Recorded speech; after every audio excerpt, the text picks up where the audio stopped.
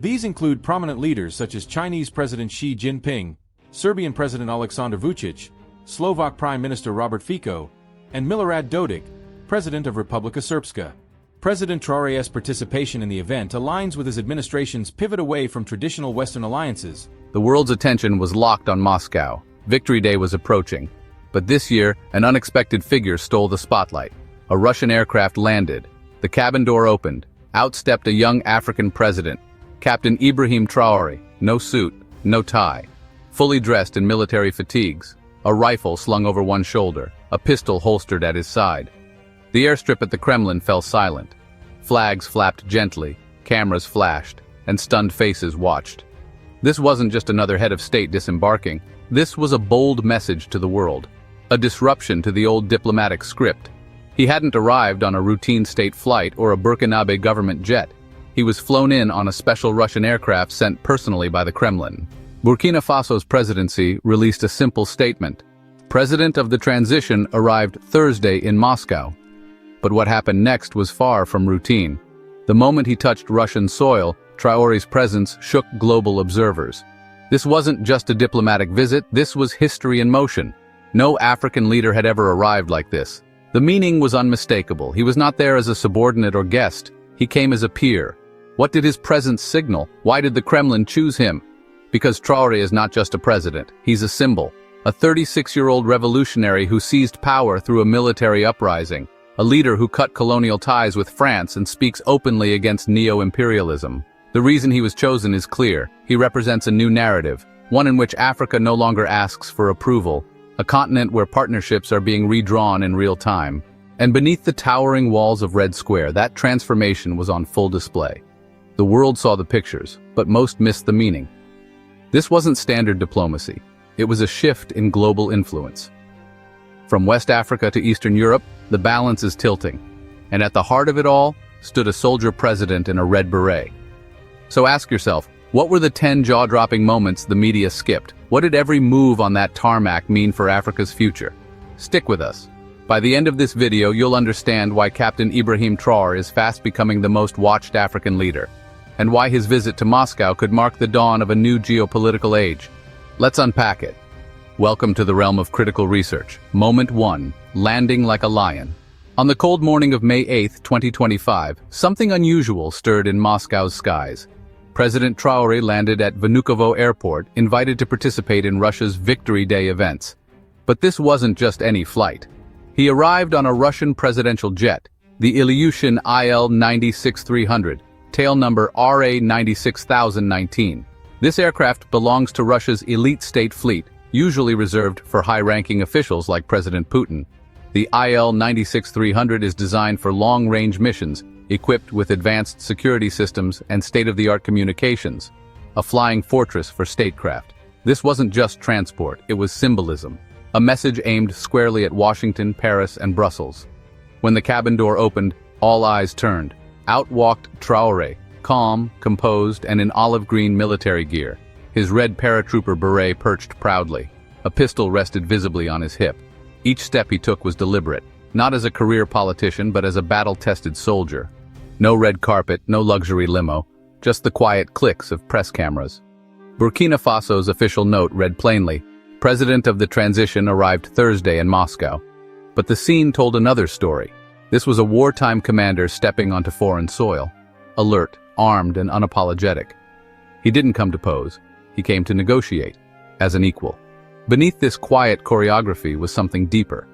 Amid growing East-West tensions, Putin invited not just a head of state, but a revolutionary, a leader who broke from France and asserted full control over Burkina Faso's resources. It wasn't about PR, it was about power. Traoré symbolizes more than governance. He represents a defiance of puppet politics and outside interference. In just 2 years, he survived 18 coup plots. And now, here he was, standing in Moscow not to plead, but to partner. His flight wasn't merely a journey, it was a signal. Africa is pivoting and Traoré is at the helm. Moment 2, the uniform of defiance. Before he even spoke, Traoré's outfit made a powerful statement. No tailored suit, no diplomatic pin. Instead, full military attire. The armor of a revolutionary. His chest bore campaign ribbons, shiny medals, and badges of Burkina Faso's flag. His broad shoulders filled out the jacket adorned with gold insignias. Around his bicep he wore a band in red, green, and yellow, a tricolor badge of national pride. But it was the pistol strapped to his waist that stood out, a weapon he had previously worn at a high-level Ghana summit in January 2025, and one that made headlines. In Moscow, that same firearm, barely hidden beneath his jacket, spoke volumes. He wasn't there to impress, but to stand firm. While other leaders came in polished attire, Traoré arrived as a man of battle, a reminder of how he came to power and how he intends to hold it. Moment 3. The Son of Africa among the crowd. When Traoré walked onto Red Square, crowds began to shift. People surrounded him. Africans living in Russia, curious Russian citizens, and foreign attendees all pressed in to see him up close. One Russian outlet captured it best. President Traoré of Burkina Faso drew waves of excitement. Dozens rushed to take selfies, offer handshakes, and drape St. George ribbons around his neck, a traditional Russian symbol of wartime victory. It was a heartwarming scene. Taxi drivers pulled over to wave. Elderly Russian veterans gave him crisp salutes and grinned. One memorable moment saw Traoré standing still as a sea of admirers scrambled around him, trying to snap photos.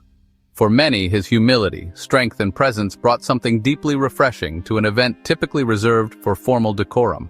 Moment 4. Handshakes at the Kremlin banquet. That evening, Traoré attended a grand banquet inside the Kremlin. Cameras captured an image that quickly went viral. A smiling Vladimir Putin shaking hands with him during a formal dinner for attending dignitaries. Surrounded by crystal chandeliers and dishes of traditional caviar and vodka, the contrast with Traoré's harsh life in military barracks back home was striking. Seated near world leaders like Xi Jinping, the moment marked more than just a meal. It was a scene of strategic elevation. Traoré was no longer an outsider. He had been welcomed to the table of global players, not as a pawn, but as a peer. Moment 5. Wreath of Solidarity. On the morning of May 9th, under clear blue skies, Traoré joined world leaders at the tomb of the unknown soldier in Moscow's Alexander Garden. The occasion was solemn. Together with presidents and prime ministers from across the globe, he laid a wreath beneath the Kremlin wall to honor fallen heroes of Wu. In official records, it was simply noted, Traoré joined leaders at a memorial ceremony, but the images told a deeper story. He bowed his head beside leaders from China, Zimbabwe, and others, in front of Red Square beneath the looming mausoleum of Stalin. For Traoré, this wasn't just protocol. It was a signal of solidarity, of shared legacy, and of Africa stepping boldly onto the stage of history.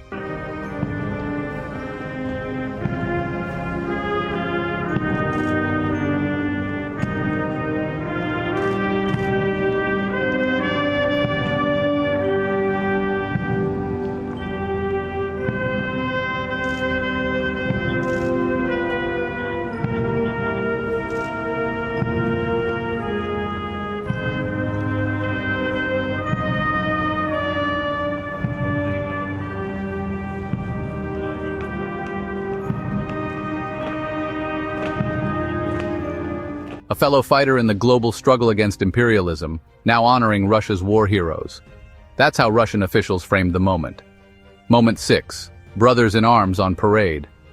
As tanks rolled and fighter jets roared overhead during the iconic Victory Day parade on Red Square, Captain Ibrahim Traore stood shoulder to shoulder with some of the world's most notable leaders. He stood near Putin, China's Xi, Zimbabwe's Mnangagwa, and Palestine's Abbas. The image of a Burkinabè military figure among such dignitaries sparked global attention. Burkina's state media proudly reported that Traoré walked past the powerful procession of Russian troops, flanked by T-90 tanks and Sukhoi jets streaking through the sky. In a parade where most African leaders were absent, Traoré's presence was not just seen, it was felt. Observers were quick to point out the shift. A once rebellious captain, now a special guest at one of the world's most watched military events. The message was unmistakable. Traoré had elevated Burkina Faso from a distant Sahel state to a prominent player in Moscow's orbit. Moment 7. A hero's welcome at a Russian university. The day after the parade, Traoré paid a surprise visit to Moscow State Technological University, Mendeleev University. It wasn't just another photo op. The reception was extraordinary. African students broke into song and dance as he arrived, their energy electrifying the air. Two uniformed students approached with a traditional Russian greeting, a round loaf of bread placed atop an embroidered cloth with a bowl of salt, a ritual of respect and hospitality dating back centuries. One unforgettable photograph shows Traoré watching as the bread is offered to him, a rare blend of tradition and symbolism. The official report described it simply: students welcomed him with songs and dances, and the university honored him with bread and salt. But in truth, it was far more than ceremony. It was a cultural embrace, a Burkinabè soldier standing as a welcomed guest in the heart of Russia, a gesture that bridged continents through warmth and tradition. Moment 8. Sealing defense ties at the Kremlin. On May 10th, Traoré sat down with President Putin inside the Kremlin. Analysts watched closely. Though no formal statement was released, insiders confirmed the two discussed serious matters of strategy, especially military cooperation. Back in 2023, Russia's deputy defense minister had already visited Ouagadougou to explore joint defense efforts. Talks included everything from weapons training to pilot instruction for Burkinabè forces, and now, in Moscow, those discussions were moving to the next stage. Behind closed doors, Traoré and Putin reportedly mapped out defense coordination, symbolized by Russian press coverage hinting at a new dimension of cooperation. Ahead of the visit, both sides had already agreed to explore how Moscow could replace France's withdrawn presence. Reuters had previously reported Traoré's request to have Burkinabè cadets trained in Russia. Now, in Moscow, those ambitions were materializing. Even without public declarations, the meaning was clear. The red stars on Russian tanks in the parade foreshadowed black stars soon to be stitched onto Burkinabè uniforms. Meanwhile, reports circulated that Russian military instructors, possibly including Wagner operatives, were already active in Burkina Faso. This trip, then, wasn't just symbolic. It was a confirmation. A new defense alliance was taking shape. Moment 9. The West takes notice. Across the Atlantic, Traoré's Moscow visit triggered concern and debate. Western analysts read the move as a sign that Burkina Faso had decisively turned its back on France and the US, choosing instead to strengthen bonds with Moscow. Earlier in 2025, Reuters reported that Russia was expanding its influence in Africa, marketing itself as a friend without a colonial legacy. And that message was working. Burkina had already expelled the last French troops in 2023, joined Mali and Niger in forming the alliance of Sahel states, and cut ties with ECOWAS, a move that rattled traditional Western partners. Traoré's warm reception in Moscow was seen as a direct snub to Europe. One U.S. Africa analyst called the Victory Day celebration a symbolic funeral for Western dominance in the Sahel. Failed coup attempts backed by Western interests only added fuel to the shift in allegiance. In Europe and America, Traoré's visit was viewed not just as controversial, but as a clear geopolitical pivot. Burkina Faso had chosen Moscow, and the West could only watch. Moment 10. A seat at the global table. By the end of his 5-day tour, Traoré found himself in remarkable company. Photos from May 10th showed him alongside President Mnangagwa of Zimbabwe, President Abbas of Palestine, and leaders from Abkhazia and South Ossetia, all standing proudly under the Russian tricolor. In the Kremlin's official bulletin, these men were described as honored foreign heads of delegation. But the visuals told a deeper story. An African military leader, young, bold, and unapologetic, now stood alongside representatives from nations long excluded from Western-dominated institutions. His black gloves, military garb, and steady stance contrasted with the ceremonial atmosphere, yet he belonged. The moment hinted at a growing bloc of non-Western alliances reshaping the global chessboard. In that symbolic gathering, the message from Red Square rang clear. Burkina Faso, though small in size, was now a bold voice on the world stage, asserting itself in the company of rising powers. Traoré's whirlwind week in Moscow will not be easily forgotten. Was it a declaration of independence or a calculated gamble? Many African observers say it was both. He left with news stories to inspire a nation, parading alongside tanks, dining in the Kremlin, forging strategic ties, and walking away from the shadow of Paris. But Western analysts cautioned, leaning too heavily on Moscow may come at a cost, from dependency to entanglement. Still, one truth emerged clearly from this visit. The bond between Russia and Traoré's transitional government is strong and rooted in shared resistance to imperial domination. The photographs from Red Square now speak for themselves. Once a little-known captain, Traoré has become a defining figure in Africa's geopolitical evolution. Where this relationship between Moscow and Burkina Faso leads remains to be seen. But what's certain is this. On Victory Day 2025, global diplomacy shifted, and the Sahel, for the first time in decades, took center stage. So, what do you think of Ibrahim Traore's bold steps and his strategy to realign Africa's power beyond Western influence? With spontaneous nationwide rejoicing, it became an official holiday in 1965 under Leonid Brezhnev, with military parades in Moscow's Red Square showcasing Soviet might. The event grew in scale, featuring veterans, tanks and flyovers, symbolizing national pride and resilience. After the Soviet Union's collapse in 1991, the holiday briefly lost prominence but was revived under Vladimir Putin as a cornerstone of Russian identity, emphasizing patriotism and military strength. Today, Victory Day includes parades, concerts, fireworks and tributes to veterans across Russia. The Immortal Regiment March, where citizens carry photos of relatives who fought, has become a poignant tradition. Globally, the day resonates in former Soviet states, though interpretations vary, with some nations viewing it through the lens of Soviet occupation. In Moscow, it remains a potent display of unity and power, often attended by foreign leaders, as seen with Captain Ibrahim Traore in 2025. Captain Ibrahim Traore's high-profile visit to Russia for Victory Day on May 9, 2025, a landmark event that commemorates the Soviet Union's triumph over Nazi Germany in World War II. Victory Day marks a historic moment. Germany's unconditional surrender was signed late on May 8, 1945, and took effect at 11:01 p.m. Moscow time, officially making May 9th the date of victory. The day honors the extraordinary sacrifices of the Soviet people, who suffered between 20 to 27 million casualties during the war. These losses came during devastating battles, including pivotal clashes like Stalingrad and Kursk, which turned the tide of the war and paved the way for the Red Army's final push into Berlin. These victories also laid the groundwork for the Soviet Union's emergence as a global superpower. Victory Day celebrations began spontaneously in 1945, but were officially declared a public holiday in 1965. From that point on, grand military parades in Moscow's Red Square became a tradition, showcasing Soviet strength, national pride, and military might. Following the collapse of the Soviet Union in 1991, the scale of celebrations declined briefly. However, under Vladimir Putin, the holiday experienced a major revival, rebranded as a symbol of Russian patriotism, heritage, and military pride. Today, Victory Day is marked by massive parades, public concerts, spectacular fireworks, and the deeply emotional Immortal Regiment March, where citizens carry photos of family members who fought. While Victory Day remains deeply unifying within Russia, its interpretation abroad is more complex, especially in countries once part of the Soviet sphere, evoking mixed memories of control and occupation. Captain Ibrahim Traore's attendance at the 2025 Victory Day observance underscores the ongoing global relevance and strategic importance of this day. His presence not only reflects growing ties between Burkina Faso and Russia, but also highlights how Victory Day has evolved into a stage for modern political alignment and international diplomacy. Captain Traore's attendance didn't go unnoticed. His presence among heads of state on such a symbolic day was a bold statement.